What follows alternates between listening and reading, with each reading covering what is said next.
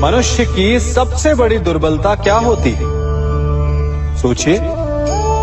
धन, प्रेम, अहंकार। मनुष्य की सबसे बड़ी दुर्बलता होती है उसके रहस्य। चाहे आप कितने भी शक्तिशाली क्यों ना हो, कितने भी प्रबल क्यों ना हो, परंतु उसके रहस्य उसके नाश की चाबी होती है। इसलिए यदि प्रबल रहना है, शक्तिशाली रहना है, समर्थ रहना है, तो अपने रहस्य को किसी को भी ना बताए, ना मित्र को और ना ही शत्रु को, क्योंकि समय पड़ने पर कब कौन शत्रु हो जाए ऐसा कहना संभव नहीं। विभीषण को रावण के अमृत कुंड का ज्ञात था, इसीलिए प्रभु श्री राम रावण का वध करने में सफल हो सके। इसलिए उचित यही है कि आप अपने रहस्य को स्वयं तक ही सीमित रखें। मनुष्य का मन बड़ा विचित्र होता है, कल्पना में ही विकास करता है, संपन्न भविष्य का स्वप्न देखता है और कल्पना में ही जो नहीं हुआ उससे भय खाता है। और यही भय मनुष्य का सबसे बड़ा शत्रु है। हमारे भविष्य के मार्ग में, हमारे आनंद के मार्ग में सबसे बड़ी बाधा है। अब आप लोग मुझसे पूछेंगे कि इसका तोड़ क्या है, भय से मुक्ति कैसे पाई जाए? तो ये प्रश्न आप स्वयं से पूछिए। तनिक सोचिए, जब आप एक सुंदर भविष्य की कामना करते हैं तो उसे पाने के लिए आप परिश्रम करते हैं ना? ठीक उसी प्रकार भय से मुक्ति पाने के लिए आप उससे लड़ जाएं और उसका निवारण आपको स्वतः ही मिल जाएगा। इसलिए जब भी भय आपको सताए तो उससे भागे नहीं, उससे घबराए नहीं, क्योंकि भय का काम ही होता है आपको भयभीत करना। इसलिए जब भी भय आप पर आक्रमण करे तो आप भी उस पर पहले ही आक्रमण कर दें। हम सब मित्रों के साथ रहना चाहते हैं, शत्रुओं से दूर रहना चाहते हैं। क्यों? क्योंकि हमें जीवन में आनंद पाना है, जीवन में आगे बढ़ना है, स्वयं को संपन्न देखना है। और यदि किसी से भी आप पूछेंगे कि जीवन में सफलता पाने के लिए सबसे अधिक आवश्यकता किसकी होती है, तो हर एक आपको लगभग एक ही उत्तर देगा। सफलता प्राप्त करने के लिए आपको सच्चे मित्रों की आवश्यकता होती है। परंतु यदि आपको और अधिक सफल होना है तो आपको केवल मित्रों की नहीं, शत्रु की अधिक आवश्यकता है।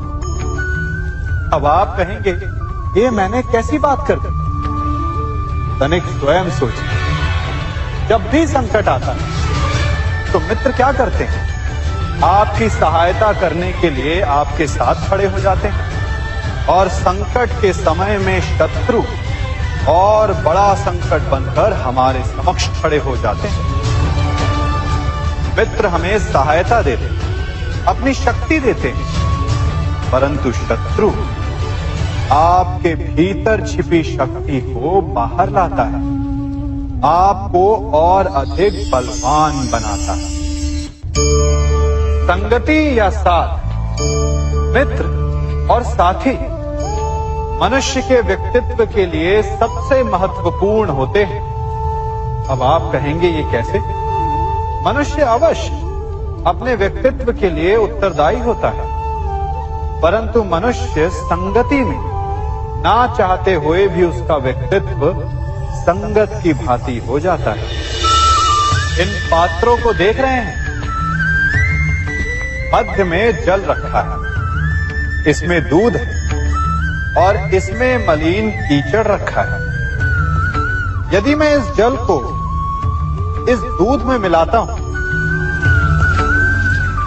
तो ये जल दूध बन जाता है, और यदि इसी जल को इस मलिन कीचड़ में मिलाता हूं तो क्या हुआ? ये जल कीचड़ बन गया। ऐसी कोई युक्ति नहीं कि जल बिना घुले मिले दूध या कीचड़ में अपना अस्तित्व बनाए रखे या उनसे अलग रहे। और ठीक ऐसा ही मनुष्य के जीवन में भी होता है। यदि एक गुणहीन व्यक्ति गुणवानों की संगत में बैठे तो उसे भी गुणवान समझा जाता है, सम्मान का पात्र समझा जाता है। और यदि एक गुणवान व्यक्ति गुणहीनों की संगत में बैठे तो उसे भी तिरस्कार मिलता है। इसलिए अपने जीवन में सदैव संगति सोच समझकर सावधानी से चुनिएगा। कभी खेत में किसी किसान को खेती करते देखा है? वो उसे सींचता है, उसे जोतता है, पशु पक्षियों से खेत की फसल की रक्षा करता है। परंतु एक बात का वो सबसे विशेष ध्यान रखता है कि कहीं खेत में खरपतवार ना उग जाए, क्योंकि एक खरपतवार खेत की सारी फसल को नष्ट कर सकती है। ठीक उसी प्रकार यदि वंश की कोई संतान खोटी निकल जाती है तो वो समूचे वंश का सर्वनाश कर देती है। इसीलिए संतान के लालन पालन में विशेष ध्यान देना आवश्यक होता है, क्योंकि संतान वो फसल होती है जो वंश के आने वाले समय को महान बना सकती है या फिर वंश का पतन भी कर सकती है। मनुष्य भी बड़ा विचित्र प्राणी है। अपनों से नीचे के स्तर के लोगों को वो हे दृष्टि से देखता है, उनका उपहास उड़ाता है, उनसे बार बार कहता है कि तुम्हारा कुछ नहीं हो सकता, तुम भविष्य में कुछ नहीं कर पाओगे। जब मनुष्य के पास धन संपत्ति मान होता है तो वो दूसरों का आदर नहीं करता, परंतु वो एक बात भूल जाता है कि उससे भी अधिक शक्तिशाली कोई अस्तित्व में है, और वो है समय। काल काल अपना चक्र कब बदलेगा ये कोई नहीं जानता। समय अपनी करवट कब लेगा ये कोई नहीं जानता। कोयला भी समय के साथ साथ हीरे में परिवर्तित हो जाता है। इसलिए जीवन में कभी भी किसी का भी उपहास नहीं उड़ाना चाहिए।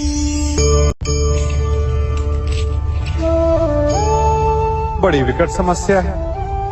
मुझे स्मरण ही नहीं हो रहा कि इस गुच्छे की कौन सी चाबी इस ताले को खोलेगी। बड़ी देर से प्रयास कर रहा हूं, परंतु ये ताला खुल ही नहीं रहा।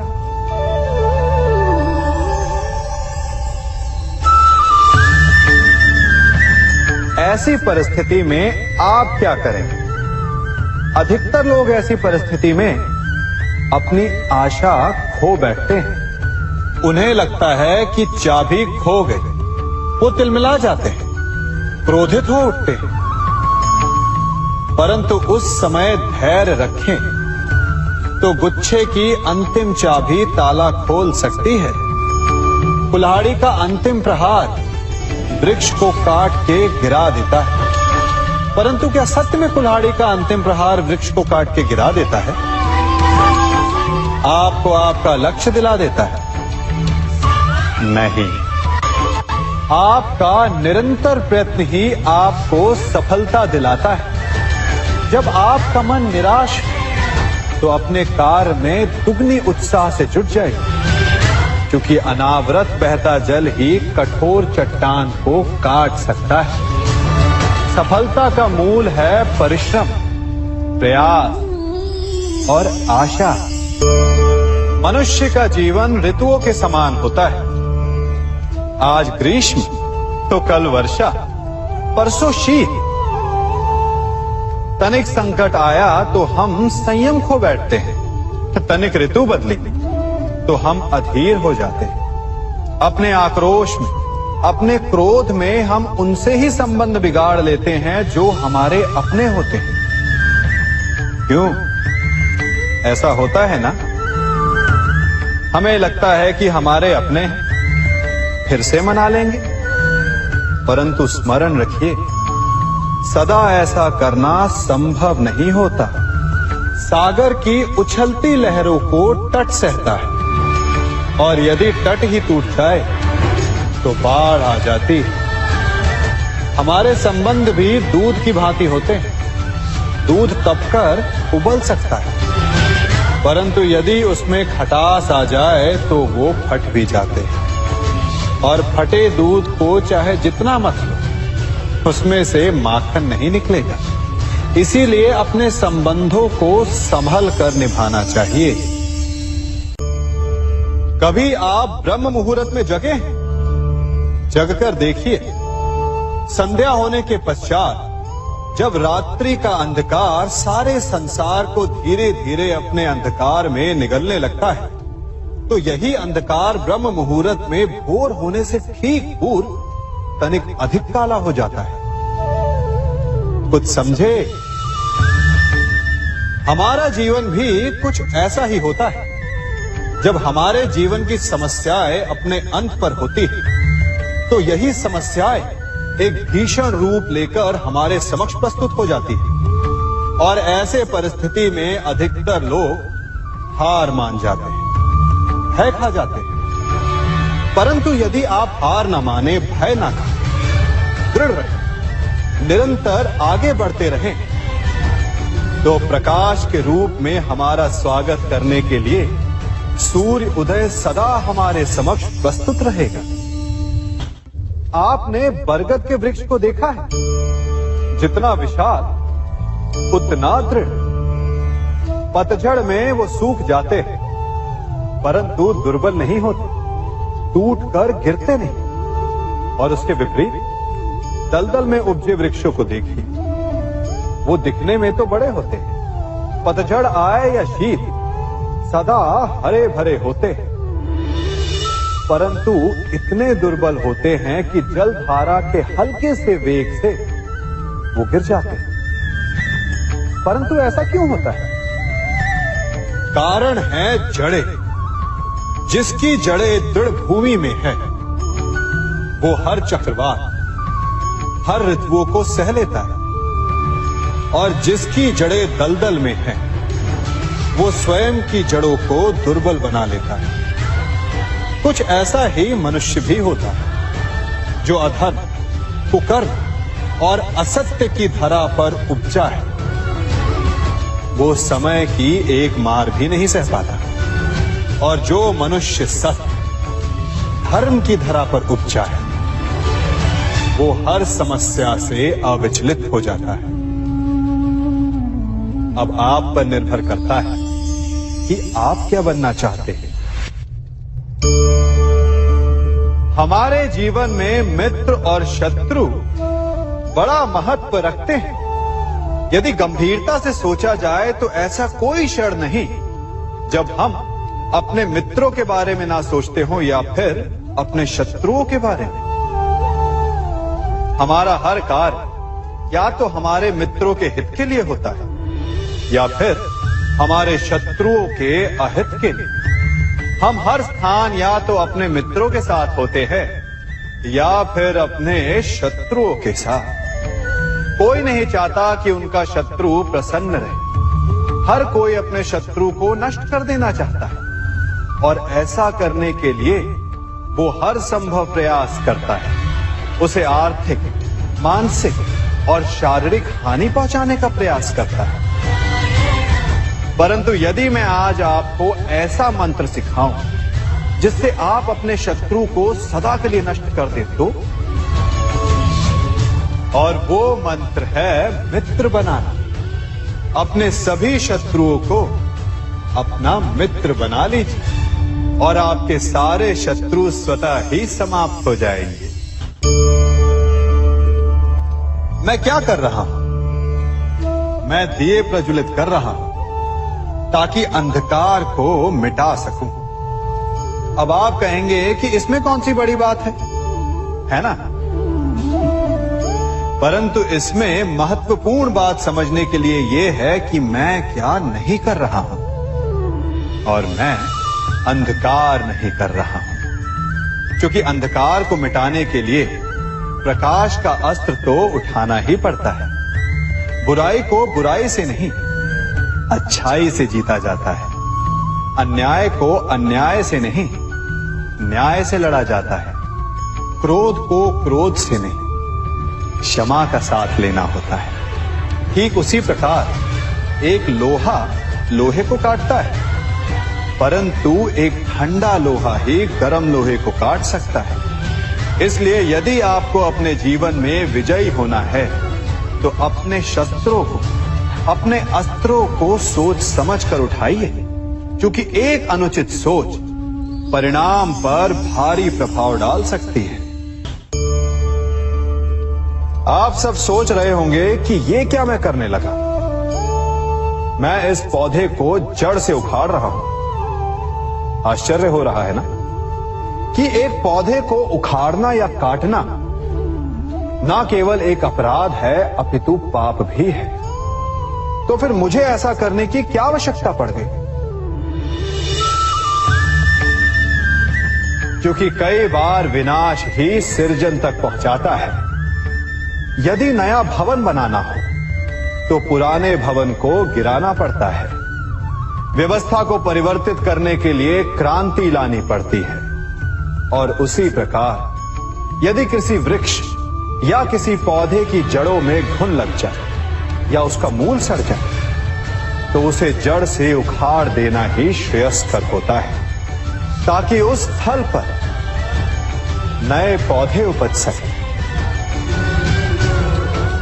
युद्ध करना पर्याय नहीं, परंतु कभी कभी शांति के लिए युद्ध करना आवश्यक हो जाता है। संसार में सबसे श्रेष्ठ क्या है? फूल या कांटे, प्रेम या घृणा, संपन्नता या दरिद्रता, मित्र या शत्रु? बताइए। अब आप भी कहेंगे कि भला ये कोई पूछने की बात हुई? अवश्य, फूल, प्रेम, संपन्नता और मित्र ही श्रेष्ठ है। परंतु क्या आपने अपने जीवन में कभी सोचा है कि हर एक भाव, हर एक वस्तु, हर एक घटना का एक गुण धर्म होता है?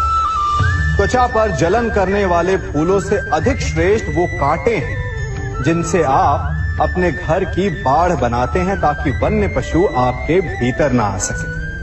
वो प्रेम श्रेष्ठ नहीं जो आपको अंधा, लोभी, पक्षपाती बनाता। वो घृणा श्रेष्ठ है जो आपको नया मार्ग दिखा दे। वो संपन्नता श्रेष्ठ नहीं जो आपको कृपण बना दे, मतदान बना दे।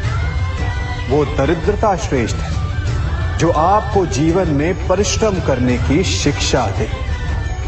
कुविचार देने वाले, बुरा मार्ग दिखाने वाले मित्रों से अधिक श्रेष्ठ वो शत्रु होते हैं जो हमें जीवन का लक्ष्य दे दे। इसलिए अपने जीवन में हर वस्तु, हर भाव, हर घटना के गुण धर्म को पहचानिए और उसके पश्चात अपना चयन कीजिए। स्वर्ण, हम सभी को अपने जीवन में स्वर्ण से कभी ना कभी कुछ ना कुछ थोड़ा या अधिक मोह होता ही है ना? परंतु क्या आपने कभी सोचा कि स्वर्ण को प्राप्त कैसे किया जाता है?